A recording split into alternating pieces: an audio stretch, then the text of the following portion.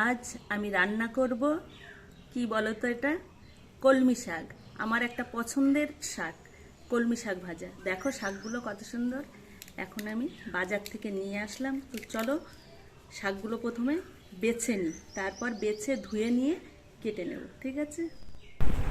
বন্ধুরা দেখো শাকগুলো আমি কত ছোট ছোট করে কুচিয়ে নিয়েছি, আর নিয়েছি ককোয়া রসুন আর কাঁচা লঙ্কা। রসুনগুলো থেতলে নিয়েছি, কাঁচা লঙ্কা চিড়ে নিয়েছি। কড়াই গরম করে তাতে সর্ষের তেল গরম করে ফোড়ন দিয়ে কাঁচা লঙ্কা আর রসুনগুলো, পরিমাণ মতো লবণ আর হলুদ দিয়ে একটু নেড়ে চেড়ে শাকগুলো দিয়ে দেবো। শাকগুলো দেওয়ার পরে গ্যাসের জোরটা একটু কম করে দেব, দিয়ে শাকের সঙ্গে মশলাগুলো ভালো করে মিশিয়ে একটা থালা দিয়ে ঢাকা দিয়ে দেবো, বা ঢাকনা যে কোনো জিনিস দিয়ে একটু ঢাকা দিয়ে দেবে। ঢাকা বারবার ঢাকা দেবে আর ঢাকাটা আগলা করে নেড়ে চেড়ে নেবে। এইভাবে 4-5 বার ঢাকনা খুলে নাড়াচাড়া করে নিলেই আমার শাক ভাজা রেডি হয়ে যাবে। শাকগুলো সুন্দর ঝুরঝুরেও হবে আর এদিকে সেদ্ধও হয়ে যাবে।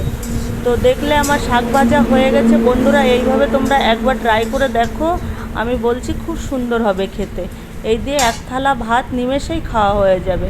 তাহলে দেখে নিলে আমার শাক ভাজার রেসিপি। তাহলে সবাই ট্রাই করছো তো? ভালো লাগলে অবশ্যই লাইক কমেন্ট শেয়ার করে দিও। দেখা হবে পরের ভিডিওতে। সবাই ভালো থেকো।